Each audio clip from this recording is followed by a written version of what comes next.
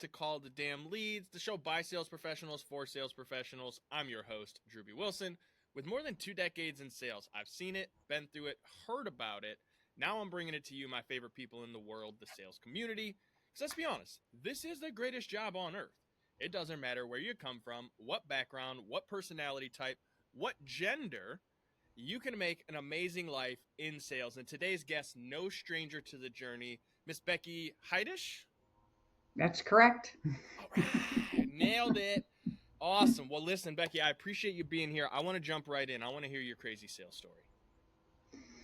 Oh gosh. I mean, probably like your listeners and like yourself, I wasn't trained in sales, never took a sales class. But I think every entrepreneur, jumps in and, like all of the responsibilities that you have to juggle as an entrepreneur. I mean, sales is key, right? So I've learned a lot over a 30-year kind of career. I think one of the things that I would say to my younger self or to anybody starting out or anywhere they are in the field is to, in any business, I really believe you are selling all the time, right? I mean, you are selling yourself. There's a couple of things that you're doing all the time in your career. And one of them is interviewing. You're always interviewing and you're always selling. Um, some people will look at it like a soft sale, right? But it's always going on, and it's always part of what you're doing. And one of the things I would say, I've had such an interesting kind of path and career of doing a number of different jobs and careers that I've sold different products and services along the way in different industries. And so if I had to say anything, one of the things about for people that stay in the same lane and they do the same thing, typically their network and the work that they do is, it follows them. But when you work in multiple industries and you sell different services and you play different roles, you are in a lot of different networks. And so, there are times that sometimes somebody wasn't interested in this product or service I was selling at this particular time in my career. But had I have maintained contact with them over these decades and things, there were certain times that I noticed that, oh, this would have been perfect for that particular client at this particular time. So one of the things I would say is to focus on really the relationship and not the transaction. And I think that's one of the things in terms of my biggest sales stories and things. Gosh, I've had so many like crashes and burns, and sales meetings and things where you figure things out later, maybe overselling a proposal, asking for too much going in, certain things. Some of the biggest, I would say, my successes or my team and I have been landing maybe Fortune 500 contracts in terms of recruiting. I remember one board search that we got that was very competitive. We were going up against a lot of other large firms for the particular role. And in the end, they had made the decision to go with a large firm, and then they came back and wanted a boutique, and we won that assignment. And that was a long sales cycle to get there, signing a large client for a multi-year contract. That was significant, doing something like that. So those have been, getting a contract with a billionaire was something that, or an assignment with a billionaire. That was that in itself was one. And I would say, selling and sales with some of the job roles. I think one of my, biggest positive kind of things that came out of selling was the job opportunities that I got, and working for side by side with the chairman of a board was really kind of a fun experience. So I think that's one of the things for me that I love most about sales is that if you come in with the right attitude and you work really hard and you skill set your, you continue to develop and you work on your skill sets, you're going to continue to find more opportunity. It's just going to it seems kind of woo, but it just shows up in your lap. And I think it's so interesting how when an individual decides that they're going to take action and be successful in something, 9 out of 10 times they end up getting pretty dang close to having the success that they're looking for. So for you, I know you've done a lot within, the women's world, and you've created all sorts of different magazines and things. Like, how did you make sure to maintain that as you were focusing and building on these businesses, that you were able to stay focused on the right opportunities? That's a great question, Dhruvi. I certainly didn't have a set out plan. I was really that young, naive entrepreneur that was just running on passion. And I was really looking for a job when I started my business. And I couldn't find a job. It was in sport. At the time, I wanted to make a transition into sports marketing on the women's side, and I couldn't find the job. So I created a publication to create my job. And that started opening up doors to job opportunities. It became a loss leader. And then I turned it into a sports marketing agency and ran with that for 10 years, and then turned that into, we had a career division in the agency. And so I turned that into a couple online career centers and then moved that into executive search. But I was reinventing kind of all along the way. And I picked industries and markets that weren't there yet. They weren't sustainable. They didn't have the legs to make it. So I was constantly having to kind of repivot, and how am I going to go here, and where am I going to generate revenue, and how are we going to survive? So that was really kind of the path on that. And I think, as you mentioned, having a passion.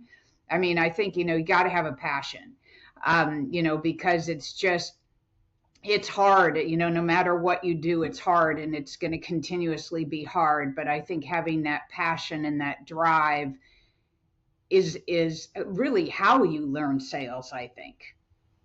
Well, and it's one of the things, and I think that's how sales is such an interesting career, because a lot of people that are in sales, they're not in sales because they chose to go into sales. They're in sales because they didn't have a choice. They literally needed to go and make money and put food on the table, or put a roof over their head, or shoes on their kids' feet. And they said, hey, I'm going to go and I'm going to figure out how to like convince someone to buy this thing so that I can make money and live my life. And what I think is really cool about it is a lot of the times the people that have come from those situations, the way that they start to develop the new systems and processes, it's what allows them to step into those industries that like either don't exist, or there's very minimal amount of case studies or success with it. So they're the ones that carve that path. They're the ones that are like literally creating these new industries and opportunities. And it sounds like that's kind of the path that you had to go on. And so as you shifted and pivoted and you made all these adjustments, which that's a whole probably several hour conversation we could have just by itself. But what was it that landed you and said, okay, this, the recruiting space that we're in now, this is what we really want to focus on? It was really just a matter of survival, and also where we saw opportunity. And so, having started kind of on the sports side and the sports industry, and having had a publication in there targeted at women, and then moving into the career space, then the natural was, well, what can we do with this kind of in corporate America? And at the time, 20 some years ago, when we were doing women in diversity hiring, just getting a meeting was a success. It was, nobody was buying into that at that particular time. So we were in these markets and these segments so early that it was really hard to, that in a way it was a niche, right? But at the same point in time, you were just so early in a business, in a market, that you were constantly having to sell. Fast forward, right? Things have gone full circle the other direction. But you're constantly, I think one of the things I learned is how quickly business changes, over time, and how you have to, I moved into an online career center. All of a sudden we're running an online career center. I didn't have a technology background, we're doing this. So I think, it's just, and now with the rate and speed of how fast business is moving, you have no choice but to pivot at every turn and corner to stay afloat. So you're always looking ahead, and you've always got to be. Now it's like, what's the latest AI? What's the latest technology? How am I going to stay up with social media? How are we going to do all of this? So that is just the nature of, I think, being an entrepreneur today. I think when it comes to the sales side of things, one of the things that I recognize, and I recognize this with having placed executives in multiple industries, there are folks that are just, they really, sales is their thing. They love people. They're really good at sales. They have those skills. And it's relational skills, really. But at the same, to be successful in any business, you also have to have that either ground level support coming up that's going to support the sales, right? That's going to support the commitments, that's going to support, what the individual is selling. And either you have to be that individual to follow up on all those details, or you better have a right hand that's going to follow up on the execution of the details. And I think, over time, myself and my partners, we would be in these meetings and things, and I've worked with a number of different companies and organizations, and I think of these two guys that are good friends I like a lot, that I've had the opportunity to work with, and they're always selling and they're good at it. But sometimes, and I don't know if this has anything to do from a gender perspective, but my two partners that had been female, that we would think, oh, we can't sell that. We can't deliver on that. We can't sell that. So we're always very cautious about under promising and over delivering, and wanting that to be kind of our, that whatever we said we could do, we could do.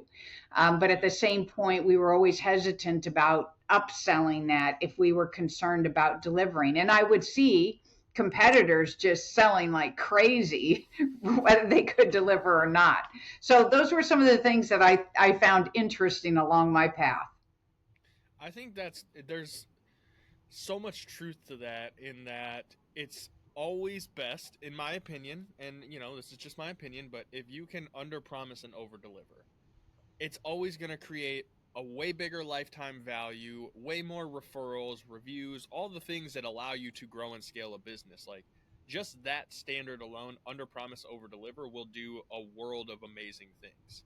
But I want to touch on something, because I think there's a lot of listeners who might be someone who have built an amazing career for themselves, and also they're starting to recognize that this may not be where they want to spend the rest of their life. Even if they've got 10, 15 years in, things are changing, right? It's not what it was when we started. I mean, a lot has changed in the world and industry in just the last 5 years. So what are like those big risks that people that are in those careers facing right now, and like how can they best prepare themselves?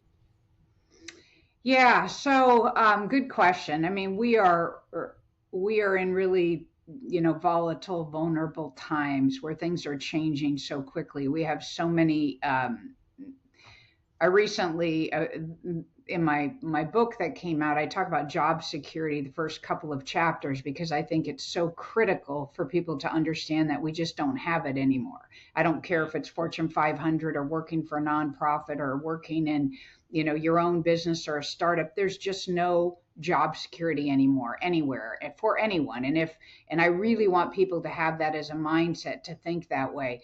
The one thing about sales that I will say is that if you've got good, strong sales skills, then you can be marketable to multiple industries. It's not like certain skills and industry, certain fields that you're not marketable to multiple industries, but in sales, those are skills that can translate over. But for anybody that's looking for a career change that has good, strong sales skills, the first thing I would think is, I always say this too, you are qualified for the job that you're in. You are best qualified for the job that you're in. So if you're looking to make a transition, you're looking to make a change, the job that you are most qualified for, whether you like it or not, is the one that you're in. So something that looks similar to the one you're in is the one you're most qualified for. That doesn't mean you can't make a career transition, and that doesn't mean you can't change industries or job functions. but the distance between where you are and where you want to go will be longer, and the investment will be longer to get there. But having said that, the sales, I always, for somebody who's got good sales skills and they want to make a career transition today, I always try to get them to think about, the intersection of where your passions are, where your experience is, and where the opportunities are. If you can find that inner place, then that's where you're going to have your better opportunities. The other thing is to go to competitors. If you are working for Coca-Cola, then a Pepsi's going to be, somebody who's going to predominantly be interested in your background. So those are just kind of some really basic things in terms of looking at what you can do and where you can transfer skills. I really appreciate that analogy that, sales can translate in so many different areas. This is why I try to tell people, if you can understand marketing and you can generate your own leads as a sales professional, you can write your own paycheck anywhere you want to go. Mm-hmm. Now, as you said, there are some nuances to that in certain industries and knowledge and passion. And I think there's a big part of that because we've all met a sales professional who's really passionate about the thing that they sell. Like, you can feel the energy, you understand why you get it. And then we've all met the salesperson that's selling something that they're not passionate about, and it's really hard to work with them. Even if you're super passionate about the thing, if they're not passionate, you're just like, why don't you like this thing? Why are you not more excited? What's going on here? It creates a level of distrust or discongruence. And I think I love that the sales skills that people are learning from this show and from life in general, they will translate. But a heart surgeon can't go and become a mechanic. It doesn't work that way. I mean, maybe they could, but as you said, there's a longer cycle there. There's a process that they're going to have to go through. And the nice thing about sales is it's literally, who are we talking to? What are we helping them solve? What pain are we getting them out of? What pleasure are they getting in working with us? And how do we deliver on that? Pretty cut and dry for the most part. And what I think a lot of people in those career positions have to understand is that you can definitely transition and you can become an entrepreneur, but there's a lot of things you don't know about yet, which are, how do you do the marketing? How do you customer, acquisition? How do you make sure that the fulfillment, because when you're on your own, you do still have to underpromise and overdeliver. And so do you have any advice for someone who's maybe in a career and thinking about going down into the entrepreneurial space?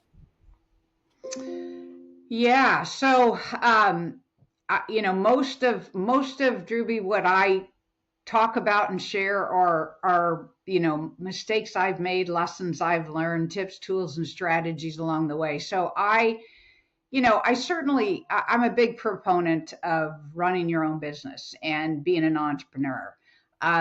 If it's the right time, you have the right resources, you've got a viable plan, and you have the skill set, meaning, and you don't have to have all of it, of course. I didn't have a lot of it, but the path will be longer and it will be a harder climb. So I would much rather see individuals be set up for success and do it at the right time. So I think, one of the things to think about is, what kind of business do you want to run? It's what kind of business do you want to run? Is it the right time in your life? Because as you know, and every entrepreneur knows, I mean, it's 24/7, it's around the clock. You are working. Do you have the resources you need, from financial to team? And is it the right market timing and opportunity as well too? And so I think all of these things are important questions to ask. There's all kinds of businesses that any of us can run, right, or start up. But certainly, there are businesses that are easier to run than others, right? So I one analogy I like to I can remember when I was younger and my parents had told me about some neighbors that were buying a storage unit business. And at the time I thought, gosh, that doesn't sound very exciting. Who would want to have kind of a business like that, then after running, I know they make a lot of money. I want one of those businesses for sure. Yeah. And then when you consider something like a restaurant, right? Where look at the difference. Like a restaurant, and I was recently talking to my daughter about like in a restaurant business, and think about in a storage unit business. So this family that I knew that ran that, it's cement, storage unit, automated gate, not a whole lot. Grounds crew once in a while, clean it out, automated billing, very easy business. Then you go to like a restaurant where you're dealing with, not only do you need location, not only do you need equipment, you've got to have a good chef, right? You've got to have the marketing. So you need the right menu. You've got to have the website, you're dealing with a supply chain there and getting in the ingredients you need and keeping it refrigerated and, ongoing, right? So there, and then you've got to have, your waitresses and, whatever it is you're going to have. So you have all of these different things that are so much different, payroll, hiring, than you have over here. So I think, it's really important to think about what kind of business do you really want to have, and then how that connects again with your skill set, and then what sort of resources. We were talking about the execution in sales. If you're not the detailed person, if you're not the follow through, if that's not you, then you've got to have the people to pass that baton to be able to fulfill those commitments if you want to continue to stay in business. So I think all of those things, play a role. And then of course, the timing and the market opportunity. A lot of young people today, everybody wants to be the social influencer, travel around, do all this, right? 10 years ago, that was much more profitable than today with the competition online and what's happening. Now it's, that many more eyeballs, that many more videos, that many more podcasts. So, all these things kind of play into, or should play into, decision making. And I, of course, did not. I just jumped in. Same. Yeah, I'll say I jumped in, but I also know that my most recent transition, right? When I left the corporate career to launch Call the Damn Leads, there was probably a 6 to 9 month lead up before I left, because I'll never forget, I called one of my mentors and was like, I'm done with this place. I'm out of here. Like, I'm not doing it anymore. I'm going to start my business. And he said, well, hold on now. Before you jump, if you haven't jumped off the ship already, let's talk this out. And he was like, what you're most, he's kind of said the same thing. You're most qualified for the position you're in right now. He's like, so knowing that, if you were to laterally translate into that position in your own business, what is missing for you to be able to be in that role?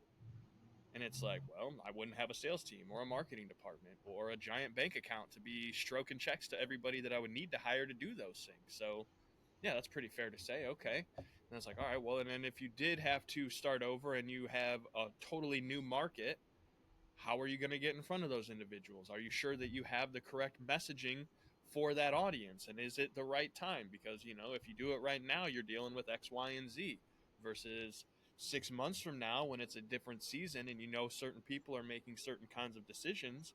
Would it be more logical to maybe think about doing it then when you have more of these resources? Like, it's really nice to have someone that you can kind of bounce these ideas off of and know that they've been down the path before, so that you aren't, totally trying to figure it out alone. And, Becky, I know you have a ton of content for how people can learn and go down this path. So I could probably nerd out on this stuff with you all day long, but I want to be respectful of your time.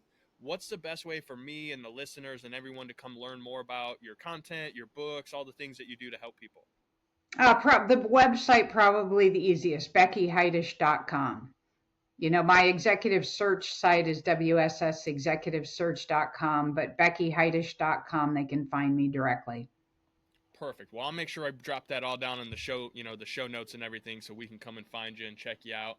Now, before we get out of here, the thing that I love most about sales is that there's always opportunity afoot.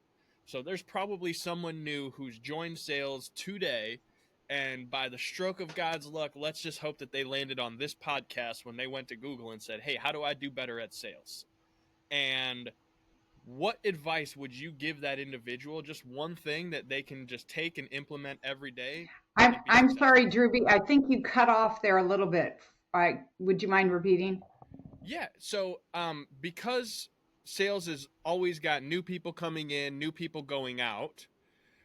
If someone is lucky enough to find us on, this episode today, they're just getting started in sales. Can you give them just one piece of advice that they can implement every day and know that they'll be successful if they do so? Well, I'm a big write it down list kind of thing. And, if you can focus on three things to move the ball down the field every single day, it's 1, 2, 3, but move the ball down the field. Take some I sort of love action. that's part of my daily routine every day. What are my MITs, my most important tasks? I write them down, I get them done, and I feel like I've had a successful day. So I love that advice. Thank you so much for taking time out of your day to be here with us. I truly appreciate it. If you guys are listening and you enjoyed the show, share it on social media, send it to a colleague, send it to someone who's absolutely terrible at sales, and tell them that they need to learn a thing or two. Because that's what this is all about. It's about helping each other learn, grow, and get better. And if you have a story and you want to share it on the show, we'd love to have you. Head over to callthedamnleads.com/podcast. Send us your information. We'll get you booked in. We'll bring you on, because just like my new friend Becky, anyone who has made a life for themselves in sales has a story. And Becky, I'm grateful you took some time to share yours with us today. Thanks for having me, Drew B. Nice to be here. You're very welcome. You guys know what to do next. Go call the damn leads. We'll see you on the next one.